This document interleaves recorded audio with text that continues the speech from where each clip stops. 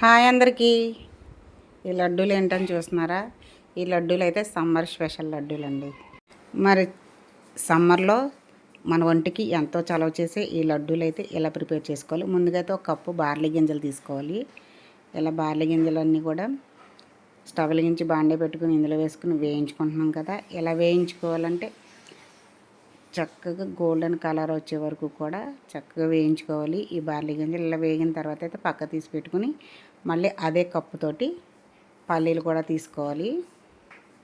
ఈ లడ్డూలు చలవే కాదు, మంచి టేస్టీగా ఉంటాయి. అలాగే గుండె ఆరోగ్యానికి కూడా చాలా మేలు చేస్తాయండి.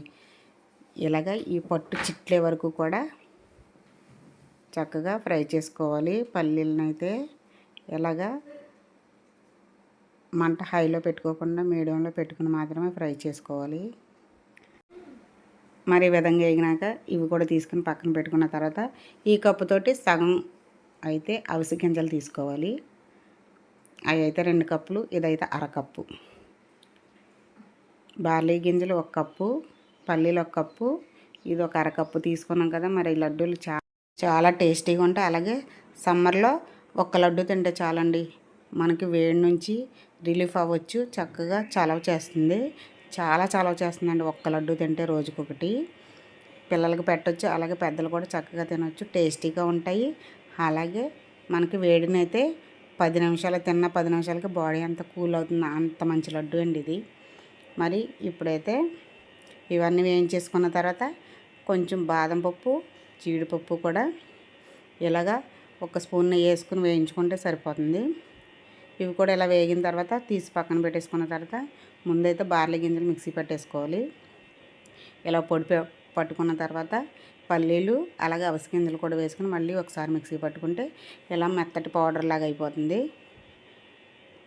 ఇప్పుడు ఏ కప్పుతో అయితే తీసుకున్నామో ఆ కప్పుడు బెల్లం చితక్కొట్టింది మెత్తటి పొడి తీసుకోవాలి. ఇవన్నీ కలిసి ఇలాగా మొత్తం ఇలా కలుపుకుంటే కలిసిపోతుంది కదా. వీటిని కూడా మళ్ళీ ఒకసారి మిక్సీ పట్టుకుంటే మనకి మెత్తటి పొడిలాగా వస్తుంది. లడ్డు చుట్టుకోవడానికి చాలా బాగుంటుంది. ఇదిగోండి, ఇలాగ మొత్తం కూడా పొడి చేసేసుకున్న తర్వాత డ్రై ఫ్రూట్స్ వేయించుకున్నాం కదా, అవి ఇందులో వేసుకుని ఇలా కలిపేసుకుని ఇందులో మొత్తం కలిసేటట్టు కలుపుకున్న తర్వాత కొంచెం కొంచెంగా తీసుకొని నెయ్యి వేసుకుంటూ లడ్డూలు చుట్టుకుంటే మంచి టేస్ట్ ఉంటే చాలా బాగుంటాయండి. లడ్డూలు తినడానికి బాగుంటాయి. అలాగే మన ఒంట్లో వేడి తగ్గించడానికి ఇదొక మంచి ఔషధం అనే చెప్పాలి. ఇలా బార్లీతోటి కనుక లడ్డూలు చేసుకున్నారంటే మన హెల్త్కి మంచిది. అలాగే వేడి తగ్గించే లడ్డు కాబట్టి చాలా మంచిదండి. ఇలా ప్రిపేర్ చేసుకోండి. ఈ ఎండాకాలం అసలు చాలా చాలా మంచిది. చిన్న పిల్లల కానీ పెద్దవాళ్ళ వరకు కూడా చక్కగా ఒక లడ్డు తినొచ్చు. చాలా చలవ చేస్తుంది, చాలా మంచిది, చాలా టేస్టీగా కూడా ఉంటాయండి ఈ లడ్డూలు.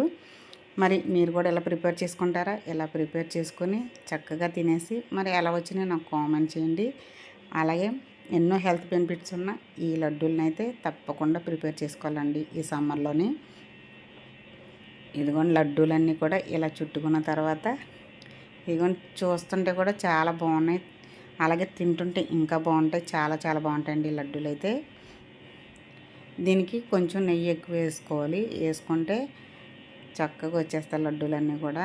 మరి అయితే ఈ లడ్డూల వీడియో మీకు నచ్చిందా? మీకు నచ్చితే వీడియోకి అయితే ముందుగా ఒక లైక్ వేయండి. అలాగే మా ఛానల్ని అయితే సబ్స్క్రైబ్ చేసుకోండి. ఛానల్ సబ్స్క్రైబ్ చేసుకున్నప్పుడు గంట సింబల్ని అయితే క్లిక్ చేయడం మర్చిపోవద్దు.